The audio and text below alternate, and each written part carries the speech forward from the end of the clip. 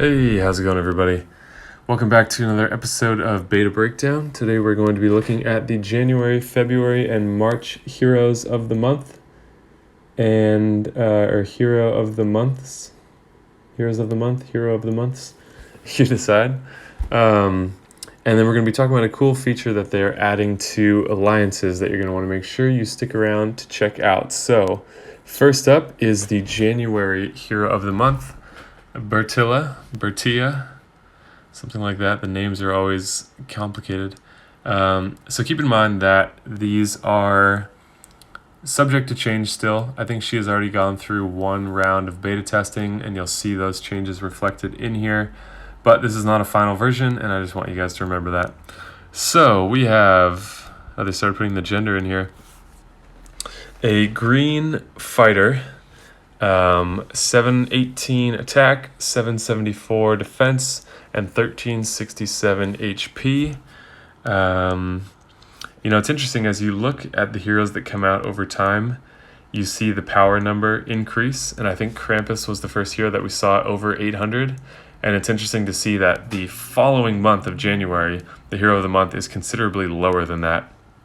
So I haven't been tracking this long term to see if the heroes of the month are always comparable to the event heroes that come out at the same time, or if they're always weaker, but this is just further evidence that the heroes of the month are in a distinct category lower than some of the new 5 stars. They're not the great heroes that they once were, in my opinion. So these heroes starting in January now have an innate resistance and an innate ability. So that is a pretty cool addition. I like that they're adding that. I really think they should go back and add an innate resistance to the older heroes of the month that existed before those came to be. But what are you going to do? So this hero has an innate resistance to blind, or that's a confusing way to say it. Innate resistance is to resist blind. This hero has an innate resistance to blind, which is a helpful one. There's not a ton of heroes that do that, but blind is pretty annoying, so it's nice to have that for free, basically. That's one of the more useful ones, not one of the best ones, but one of the more useful ones. And innate ability, mana from dead minion. This hero gains a small amount of mana when a minion owned by them is destroyed. So that's cool. I wonder how much a small amount is. They're not always consistent with their language here in terms of how much you're actually getting. So if we get to the skill, slow, deals 290% damage to all enemies. So keep in mind that's 10% less than kill hair, but at slow speed. So a significant difference in terms of speed and weaker damage. Lifts all cleansable status ailments that affect attack or defense from all allies and randomly distributes them on enemies. So just a worse cleanse. There's no extra damage based on those. So it's just 290, and you can cleanse attack ailments and defense down ailments. The problem with that is you're depending on a slow hero to do that. Like, why not just... What's the incentive to use this hero? So I'm starting to feel like the heroes of the month they're just creating them for people that don't have other 5 stars, because you're more likely to get these. And if you've got nothing and you've got lots of tonics, then this hero is definitely better than nothing. But if you have a somewhat more fleshed out roster, then why not just use any number of other cleansing heroes that have a full cleanse, considering that these are distributed to the enemies, but again, depending on a slow hero to clear defense down just so you can give it to someone else, why not just use a cleanser and a hero that gives defense down, That just doesn't seem broad enough to be worthwhile to me, just those types of ailments. Then Element Link summons a nature minion for all nature allies with 5% HP, 10% attack. So basically a 5% heal every time she fires 4 greens. So I don't think this hero is good. I think the damage is too low for slow speed. I think the cleanse thing is a little clumsy, because depending on a slow hero, to cleanse attack down could put you in a bad situation. It could either force you to keep defense down for longer than you might otherwise. And then by that point, how many turns can really be left on it when you're, distributing it to the enemy? So if you think I'm missing something here, please let me know in the comments. I like that this hero has 2 innate things, the innate resistance and innate ability, but I really don't think this is a very good hero, unfortunately. So let's take a look at the February hero of the month. Okay, so February we have, I'm pretty sure about this one, Uraeus.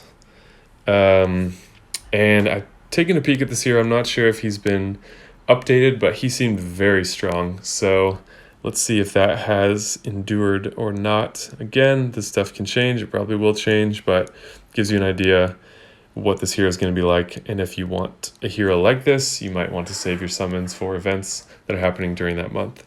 So 778 attack, which is very high. 727 defense on the lower side. 1324 HP, nothing too revolutionary there. Power is about 2 higher than Bertila. Holy Hero, Sorcerer, innate resistance to sand damage. That is one of the weaker ones. Whoa. Yeah, very few heroes that give sand damage. If you're using a 5-star, then the only heroes that I think that do this are going to be maybe Jabber. I think it's Jabber. The Sand Empire 4-star. Rana or Rock or what's his name? What's his name? 5-star green tank. Damn. Well, I'm sure you're all thinking it right now. Oh, what is his name? It's killing me. I'll remember at some moment during this video. But not a lot of heroes that do that. So, yeah, not a good one. I'd rather have the resistance to blind. Innate ability, health from dead minion. This hero gains 50 HP when a minion owned by them is destroyed. Interesting. Oh, has this replaced the element link? Interesting. I feel like Heroes of the Month always had an innate resistance and an element link. Is there an element link? Oh, there's an element link still. Okay. So this is additional. New crop of Heroes of the Month have something extra. That's kind of nice. Like, say you have a minion that has 200 HP. If that gets killed, you gain 25% of that back. So that's nice. It's just a slight damage reduction is what the net effect of this is. So average speed, Strike of the Cobra deals 485% damage to the target, which is pretty good. Damage bypasses target's minions. Okay, now that's really good. It doesn't kill the minions, but it bypasses them. All enemies who own a minion receive 315 sand damage over 3 turns. Damn, that's really good. So you can see it was 426, then it was 189, then 315. So another anti-minion hero. Only hits 1, but he cuts through the minions. So the interesting thing there is that, like, unlike Gefyon, who is removing the minion, so basically is dealing that damage, he's just kind of squeaking by and dealing damage separate from the minion, but the minion is still there, and if other heroes hit, they're still going to have to kill that minion. So it's kind of like a less good version of what Gefyon does, especially considering that he's not getting that minion like she does, which is basically like her healing. But then this sand damage over 3 turns, over 100 per turn before troops. Once you add troops and emblems, this is only going to go up. And I bet we could see this as high as maybe 450 to 480, I would guess, somewhere in there, which is quite good. So if you're fighting a team with a bunch of minions on it, you're doing a lot of dot damage and a pretty decently strong snipe to one of them. Granted, that's at average speed instead of fast speed, but I think that's pretty appropriate for how strong that dot damage is. And if you have a level 23 mana troop, then you're going to be charging in 9 tiles instead of 10, which will be a big difference. So that is the February Hero of the Month. Definitely better than January, and better than March, in my opinion, as well. So let's take a look at the March Hero of the Month now. Okay, March Hero of the Month. I'm just now remembering that I was going to look up this name to see how to pronounce it, because the best I got for you right now is Malicna. I can't see another sound that could be attributed to the C there. It's definitely not English, so I don't know if whatever nationality that is would have a different sound for the ICN thing. But anyways, let's not get too. If you know the answer, put that in the comments down below. All right. A purple cleric. Where's the speed? Average speed. 766 attack, 741 defense, 1339 HP. Power is going up by 2 again over the previous Heroes of the Month we've been looking at. They each go up by 2 over the previous one. She is a cleric. Innate resistance to health steal ailments. So we've seen this before, and I can't remember who it's on. Is it Grimble? Can't remember, but there are so few heroes that do this. That's like, why do you give us such a nearly useless innate resistance? So really that's only going to come into play if you're using this hero on offense against a defense that has one of these heroes, but this is usually an ailment that doesn't do that much anyways, so that's kind of stupid. If you're using this hero on defense, then you would have to have someone attacking with this that forgets about that innate resistance. So the frequency that this will actually be useful seems very small. So disappointing. Innate ability, status effect on mana reduction. This hero receives the following status effect on mana reduction. The caster gets plus 94% defense against Holy for 3 turns. So not a lot of mana reduction heroes either. Neith, Guinevere. No, there's more, but I can't think right now. This would work for the Vanaheim realm. So if you're going up against any of those Season 3 heroes from Vanaheim that cut mana when they're killed, this would be pretty cool. It doesn't actually block that. It just gives defense against Holy, but 94% defense is huge. So I guess maybe good for attacking Neith teams or Guinevere teams, even though we don't see that many of those anymore.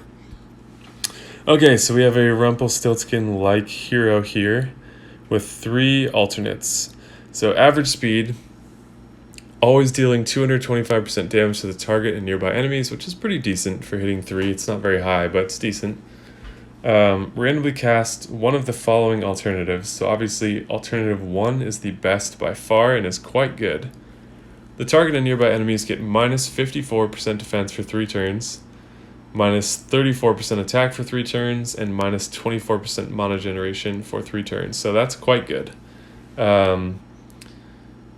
Yeah, alternative 2, minus 12% defense for 3 turns. Alternative 3, minus 12% attack for 3 turns. There's no indication of whether these have equal weight, or if alternative 1 is only 20% of the time and the other 2 share that remaining 80%. How that works, we don't really know.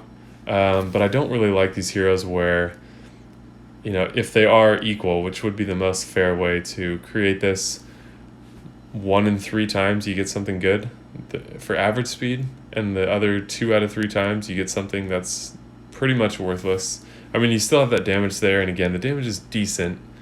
So the damage with alternative 1 at average speed would be too good to have consistently. But I don't really like this kind of hero where you don't really know what's going to happen.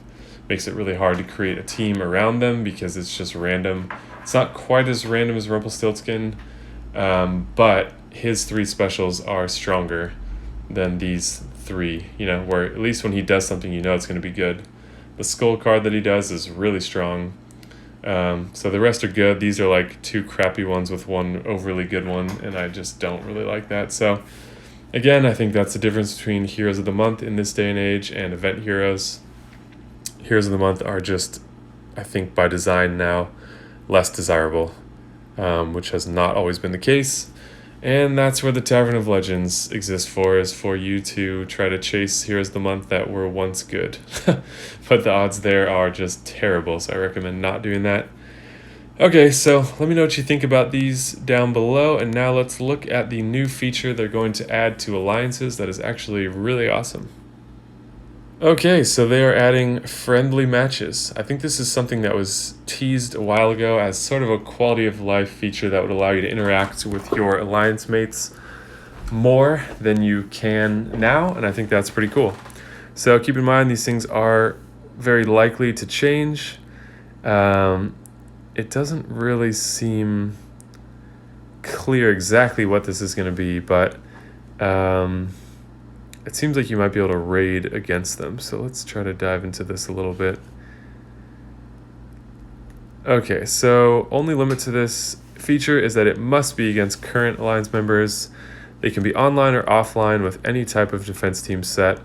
So just like tournament battle or raid battle, not much more to say than that. The chosen ally members' defense is there. You fight at the end. So I don't know if that means, tell me if you are in beta and you know this, or if you're reading this differently than me, but I can't tell if that means that they can set a separate defense team, or if you can just test out defense teams that way, but people in the global raids will be able to attack that same team. But that's kind of cool. Get a little bit of a sandbox feature where you can try things out, and maybe I think they're trying to invigorate the alliances a bit more, because those are one of the primary things that keep people playing the game, is the community aspect. So I think they're trying to make that even more appealing, because they're probably worried about losing people in light of some of the controversy. So the unfortunate thing, we'll skip ahead, is that it requires a kind of energy. 5 friendly match energy. Doesn't say how often. Automatically, so you get 5 per day. That's kind of weak. And then you can purchase refills if you want to. 100 gems, which is about $1. And you can only purchase 1 refill per day at the moment. So keep in mind, this will change. There are no friendly energy flasks that you can pick up. So that's kind of disappointing. I guess it's better than nothing, but kind of sucks when they come up with an exciting feature and then it has these limitations on it where you're like, oh, cool, I can only do this 5 times per day. So it's not really enough to do anything significant. It's like just an extra small little thing that you can do. So a little disappointing, the implementation of this. Let me know what you guys think. I will definitely not be paying for refills for this. That's kind of a racket.